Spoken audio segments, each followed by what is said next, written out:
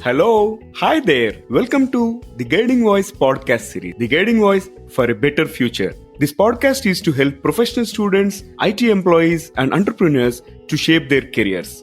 Dear listeners, in every episode, we interact with industry experts or academicians or coaches across the globe to drive some insightful conversations that will help our audience learn great things. Also, we share an interesting trivia or fun fact about the IT world towards the end. Thank you for tuning in. This is Naveen and with my co-host Sudhakar. So folks, today we are going to discuss a topic which is very pertinent in today's globalized world, and the topic is corporate ethics and pertinent legislations in the era of globalization. And we are pleased to welcome Vasant to our show.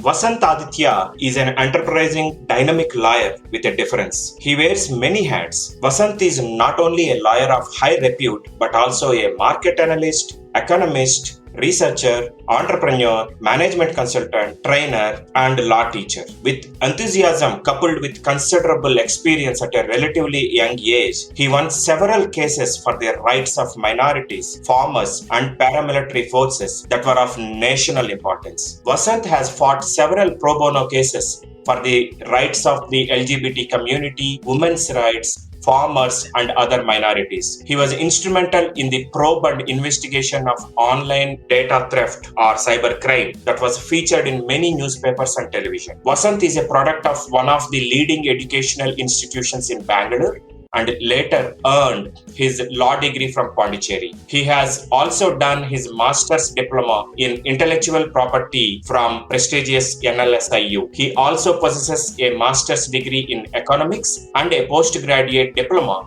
in business management from Top Notch Management Institute, that is Symbiosis. On the corporate front, Vasant worked as consulting analyst, researcher, project manager for various firms within FMCG finance in both Indian and foreign multinational corporations, in addition to working on a Harvard University's prestigious project. Vasant has authored 2 legal texts, many newspaper columns, and several international papers. He is currently directing a documentary titled Cleaning the Courtroom. Vasant, welcome to our show.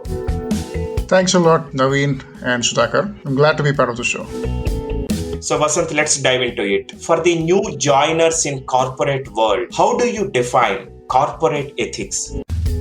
Ethics is a Greek word from the word ethos, which roughly translates as the character of an individual. So ethics is also based on understanding of what morally right or wrong with regard to behavior and decisions. So when you say somebody is ethical, it means that how the person is, what his character is. So corporate ethic refers to the character of that organization at large and applies to all aspects of business conduct, including individuals of the organization. Therefore, a joiner or a beginner, it is important to align himself with the ethical standards of the company, and it is important to the HR department, especially the HR department, to provide orientation and sensitization regarding ethical policies of the company. Further, it is important for companies to have ethical policies with regard to terms of employment, leave policies, advertising policies, and their transaction with other firms and the government. They need to be transparent and accountable towards their employees, government, and more specifically towards themselves. It is important for companies to clearly state their policies and provide orientation regarding the same, especially to a new joinee, in order to align them with the organizational goals and ethical policies. So let me give you an example of what ethical practices are followed by some of the organizations. Some of the companies have corporate social responsibility or CSR, which is popularly known as CSR schemes with regard to social issues such as education, educating the girl child, or environmental concerns like lesser usage of paper in printing and lesser carbon footprints, which is very important and which is indeed gives the firm a huge tax rebate as well. Therefore, to sum it up, for a fresher, corporate ethics is an absolute mandate and it is a responsibility of the organization to provide orientation. They also must not just behave according to what they say, but set the right standard for the employees, which means that ethics does not mean that the employee has one set of rules and the employer has another set of rules. So it should be on an equal footing for both ends. So for a beginner and a joiner, corporate ethics is very important, and it is the duty and the moral responsibility of the employer to provide training, orientation, and sensitization programs to tell them that this is what this company is all about. And in most cases, what happens is companies don't have certain kinds of policies in place, especially in countries like India, where there are a lot of multinational companies. Companies do not have certain policies in place or certain committees in place which are mandated by the statutes in the country. It's very important for these companies to have these committees, and then it also is important for these companies to tell them that this is what we are and this is what we expect. This is the kind of behavior we expect. So that is important from the company's perspective. And for a new joiner, it is the responsibility of the company to tell them, the HR department to tell them that, this is what is our policy relating to leave, to relating to behavior, relating to your work, relating to all transactions you do in the company. All these things is the responsibility of the HR, and the HR should mold the employee in line with the organizational's ethical policies. So I presume that I answered your question there.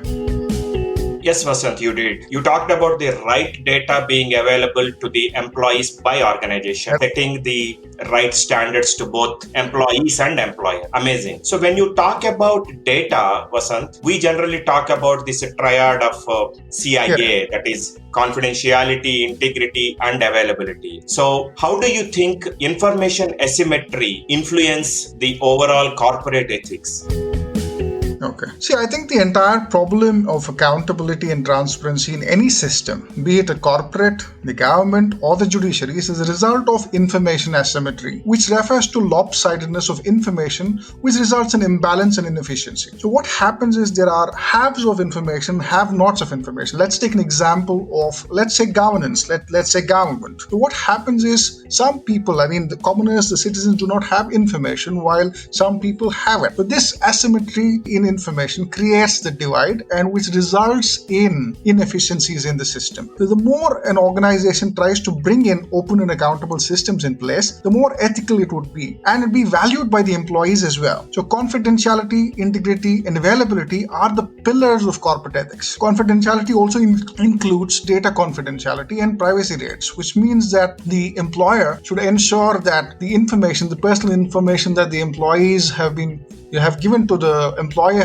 are confidential, and data which they're using it should also be confidential. Also privacy rights. So the employer should ensure that the rights of the employees are guaranteed in terms of confidentiality. And integrity, as is doing the right thing when even nobody is watching you. So the company should set an example to the employees. And availability, as you said again, is the information should be available in the public domain. For examples, what happens is some of the companies have notice boards or portals where information is available within the organization itself. So use of technology can bring in a lot of transparency and accountability to a large extent. The lesser the asymmetry between the employers and the employees, the better the organization in terms of ethical standards. So which means that the triad of CIA, which you said, confidentiality, integrity, and availability, is the essence of corporate ethics, and to bridge the gap between the have-nots and the haves of information is technology. So the company or the management of the company, to ensure that they are on the right front, they need to ensure that all information relevant to their employment, to the conduct or the ethical policies needs to be transparently communicated to the employees, and there has to be some kind of portal which is important for them to communicate this entire thing. So information asymmetry, as I said, it does influence. The more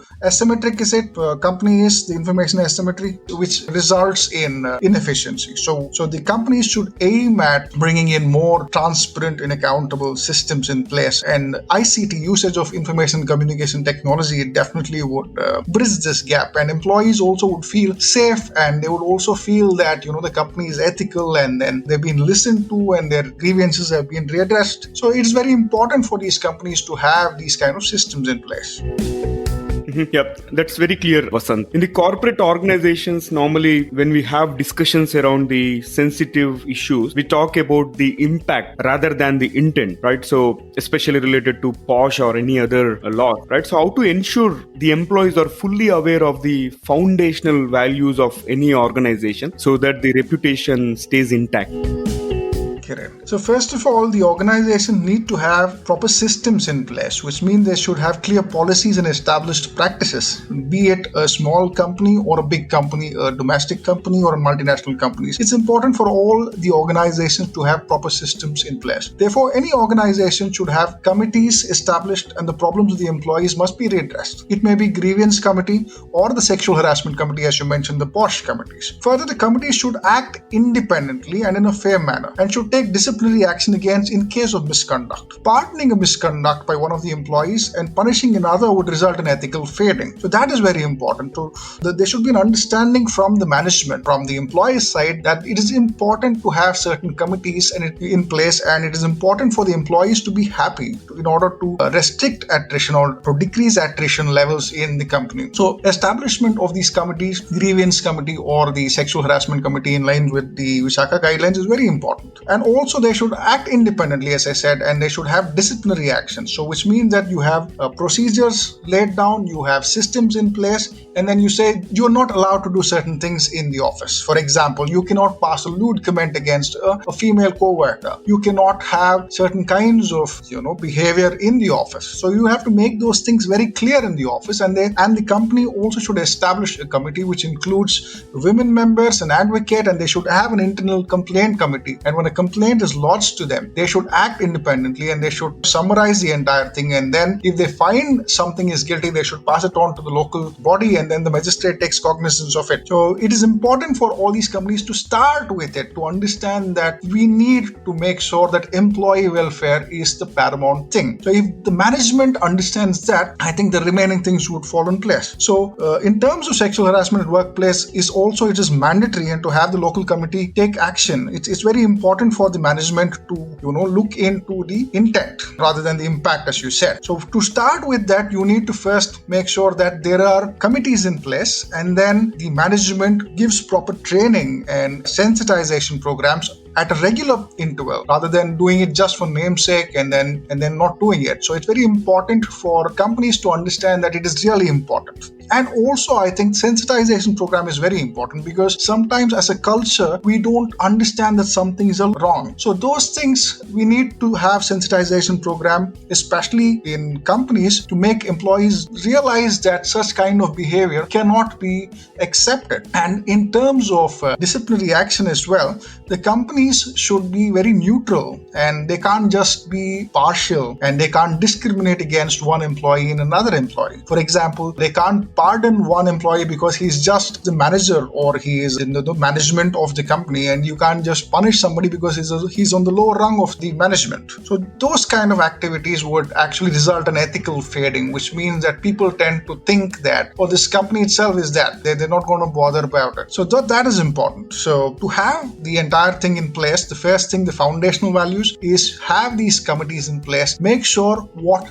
your company is all about, and then you engage your employees at a constant platform, and then you have your training programs, sensitization programs, and have an employee handbook which clearly states that these are the policies, and hand it over to them, hand over to the employees, and then they would be happy about it. They will read it. If there's any problem, they can also get back to the HR or the management regarding any problems. So that is how I think the company should treat any kind of issues. And also, the most important thing is that it's not just how the employee is treated, it's also about how the employer behaves. So the employer should also not indulge in any kind of malpractice. So that is most important. So you can't, blame somebody when you're at wrong. That is important. Mm-hmm. So having a committee in place, and the committee should be properly trained by the management and doing it with true spirit rather than doing just for the sake of letter or for the sake of doing it, right? Yeah, it makes absolute sense. So also in this globally connected world, right, with people from various diversified backgrounds and various legal entities from different regions, different ethnicities are working together. So what are some of the rights that the employees possess? And at the same time, what are some of the obligations that corporate have for employees from an ethics standpoint?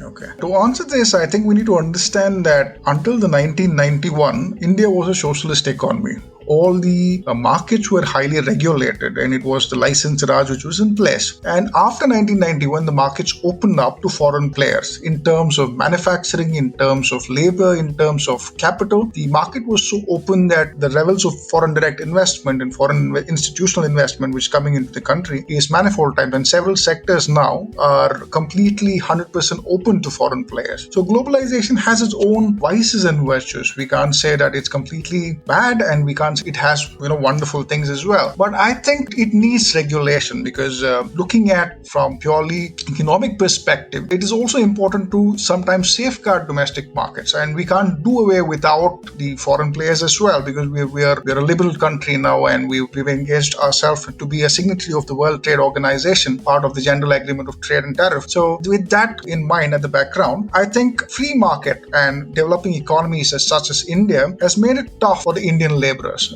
That is a report by one of the global study which said that the globalization in general has made it tougher for the common employee or a laborer in order to assess his rights. To understand what his rights are, I think the International Labour Organization has clearly set out principles on what an employee's rights are. The first and foremost thing about an employee's rights is the right to be paid on time, the right to wages, appropriate wages in terms of industry standard, and that is important. And he has to be paid on time, which means that when somebody is working, he has to be paid on or before a particular date which the company agrees to. So that is the first and foremost right of an employee. And then the second one would be leave benefits. Leave benefits, which includes sick leave, casual leave, and other kinds of leaves. Different kinds of nomenclature have been used for different leaves. So leave benefits are also a part of the right of the employees. And the third thing would be maternity and paternity leave. So in case of maternity leave, I think the government as well has come up with different terms now. I think they've extended the maternity leave which was given for women who are pregnant and who are expecting a child. So maternity and paternity leave is also part of the right to which employees have, and also right to dignity of labor, which is also enshrined in the ILO, which means that every employee should be treated in a very dignified manner and not just as a labor, because this is also a problem of attrition and labor intensive countries like India. So what happens is there's a lot of people who are employable for the same position, which means that a company can replace them quickly, and the wages is also low. So for the same wage, there'll be somebody else who will be replaced. So right to dignity of labor and right to employment also is another right against the employer. And then you have right against discrimination and equality. So there is also a lot of issues regarding against discrimination in terms of gender discrimination or racial discrimination or other kinds of discriminations which are there pertinent. For example, also now the LGBT communities also have been,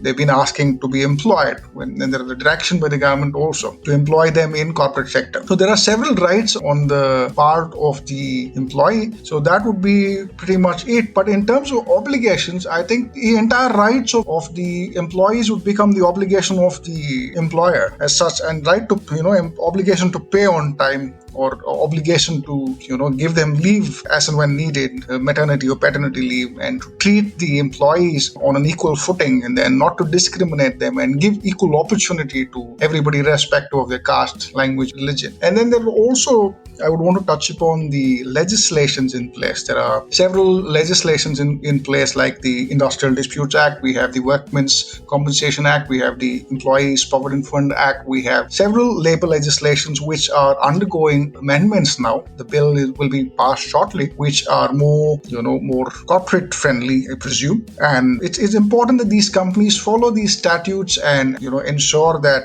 the employees' welfare is more taken into consideration and the standard of living of these people increase. That is really cool. The advantage of the global organizations is we get to see the best of both worlds. And the current setup is designed in such a way that the best of outside India is also being mimicked into India as a act, like you said, right, Vasant? Right. Hey, switching gears a bit into the topic of corporate crimes. We hear a lot about ethical and unethical hacking. How are these white collar crimes blurring the line?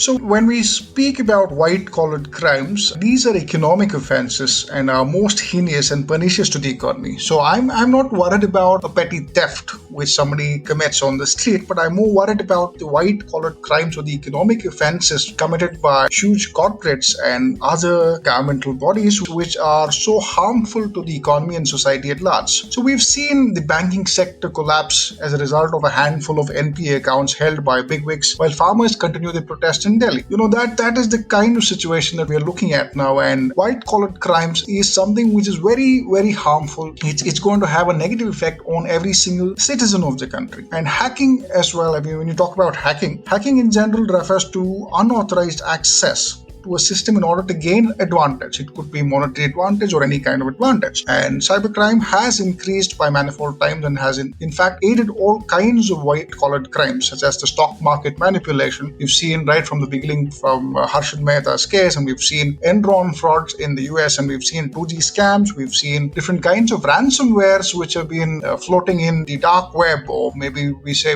that banks have been hacked by people, and then there are ransomwares demanding people to the banks to pay up so much of money in order to have the data released. And then we also have seen the loan app fraud, which recently was unearthed in Telangana and Andhra Pradesh. So the line has blurred indeed, and the government's effort and sanctions, which are the need of the hour. I think there is a big gap between the legislations and the sanction of these legislations, which we ardently are hoping that there will be some change in the system. And it is important for each individual and citizen to ensure that these kind of frauds are not happening. And ethical hacking, yes, that's on one line, but I'm more concerned about white-collar crimes which are being aided by unethical hacking. So we've seen cases of banks being hacked. We've seen cases of Pentagons thing. We've seen so many things wherein unethical hacking has indeed aided white-collar crimes. So it could be banking frauds, it could be accounting frauds, it could be any kind of frauds, which scams are galore in the country. I mean, we've been known for scams in this part of the world. So I think it's important for government to step up, and people's will should also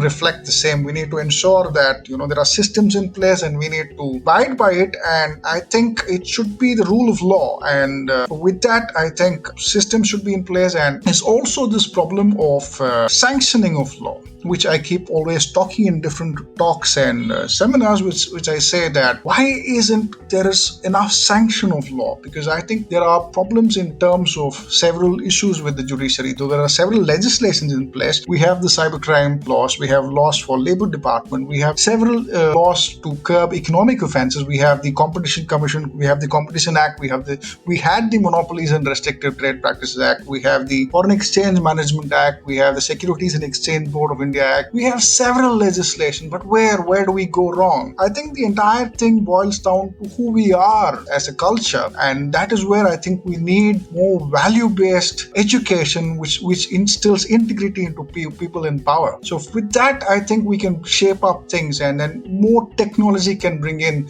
transparency into the system and more effective behavioral modes. When I say behavioral modes, where I would say that certain kinds of practices that would make people more transparent. Let me give you a small example of a traffic signal. In a traffic signal, when there is a no police in India, we tend to cross the signal, even though when there is a red light. But let us assume there was a camera there, and we believe that we know that when we cross it, we will be fined. We will not do it. So that is a behavioral mode. So I think we need to install more interventions like behavioral modes in the system at large, which would reduce instances of corruption, corporates and in governance. Absolutely, Vasant. You talked about instilling the behavioral modes and also ensuring that the education takes care of the basic hygiene aspects. Right. But there are sometimes it is employees' ignorance or unintentional act that also causes major still as well. So from employees' responsibilities, can you please talk about an example or two wherein an employee's action impacted the overall organization's reputation and made the organization accountable for the ignorance or unintentional act by an employee or a group of employees? Correct. So if you look at one of the examples wherein an accountant did not, account for certain kinds of purchases that were made by the company, And then as a result of those accounting errors, I think the entire company was penalized. There are several such cases. So it is, I think then, and then the employer was held responsible for it. So that is one small example where one small misconduct, it's called embezzlement. So when an employee wants to make quick money, what he does is he maybe would fudge the accounts. He would write something wrong and he would try to take away money from it. But the company might not, the management might not know about it. And what happens as a consequence is that the company would have run on a loss, or they would have several problems, and the stakeholders would go on a loss. So one small act of the accountant resulting in a huge loss to the stakeholders. So that is how there is a trickling effect. That's when I say white-collar crimes are so hazardous to the economy. It means one small act can lead to chain impact or chain effect and can result in a loss to several people. It could be the environment, it could be the economy, it could be anything else, in terms of society. So one small thing can impact a lot of aspects, and that is why it is important for companies to have ethical policies, and the employees should be sensitized appropriately, and then decision making should be done from an ethical perspective rather than from monetary perspective, because the decisions which companies make are usually based on profit, because that's the entire motive of a corporate company to function. But also it's important for companies to ensure that the ethical choices which they make are really beneficial for the society in general. Fabulous insights so far, Vasant. I'm sure this will be a guiding light for those who are at various stages of their career. And one final question for this session. So what will be your one piece of advice to those aspiring to make big in their careers? I would say two things. One would be to love your work and to blur the line between your profession and your hobby. So if you love your work, I think you don't have to work a single day, and you will actually enjoy what you do, and then you will give your fullest. You'll give your body and mind to it, and then you would definitely shine and you'll definitely get what you want. And the second one is to being truthful to yourself. So don't cheat yourself. You can maybe probably tell something to somebody, but don't cheat yourself. I mean, if you're true to yourself, I think that is one thing that would get you way ahead, the way you want. I think the universe will conspire to give you what you want. Vasant, thank you so much for joining us today. It was great to talk about corporate ethics in this era of globalization. We really appreciate you taking time for us. Thank you, Naveen. Thank you, Sudhakar. Thank you, Vasant, again for your time and the wonderful insight. Dear listeners, to know more about our speaker and the content, refer to the show notes and visit or follow us on social media. We are available on LinkedIn, Facebook, Insta, Twitter, Pinterest, and also on YouTube. Just search for The Guiding Voice and then follow, like, subscribe to us, and also share within your network. In addition, please feel free to email us at The Guiding Voice for You. That is TheGuidingVoice 4 as a digit, U as a letter at gmail.com, or WhatsApp us on our India number 9494587187. Again, it is our India number 9494587187, and we will be happy to collaborate with you. Sudhakar, now let's also talk about the exciting opportunity of featuring our audience on this show. Sure, Naveen. Hey guys, of late we have been receiving a lot of career guidance related questions from our regular listeners through YouTube, LinkedIn comments, WhatsApp, and email, and we are responding to them on one-on-one basis. Now, we are pleased to open this up, a new mode of interacting with you all while providing a chance to broadcast yourself. If you have any questions related to education, career guidance, or a specific IT function, just send your voice message through speakpipe.com/The Guiding Voice. We will play your question in your own voice along with the answer either from us or our expert panel in our future episodes. Hope you will utilize this wonderful opportunity. Alright, so it brings us to the trivia segment of today's episode. And today's trivia is about Bill Gates, the founder of Microsoft. And folks, do you know in what year did Bill Gates graduate from Harvard? Maybe you can take a guess, but in case if you're thinking about a year, you're wrong because he didn't graduate from the college. But one important lesson to learn from leaders like Bill Gates, Steve Jobs, and Mark Zuckerberg is that they have proved to the world that they don't need university degrees to succeed in life or making it big. Interesting, isn't it? Thank you for listening. There is more in store, folks. Stay tuned. Take care. Be safe. Until next time. Bye-bye. We are signing off.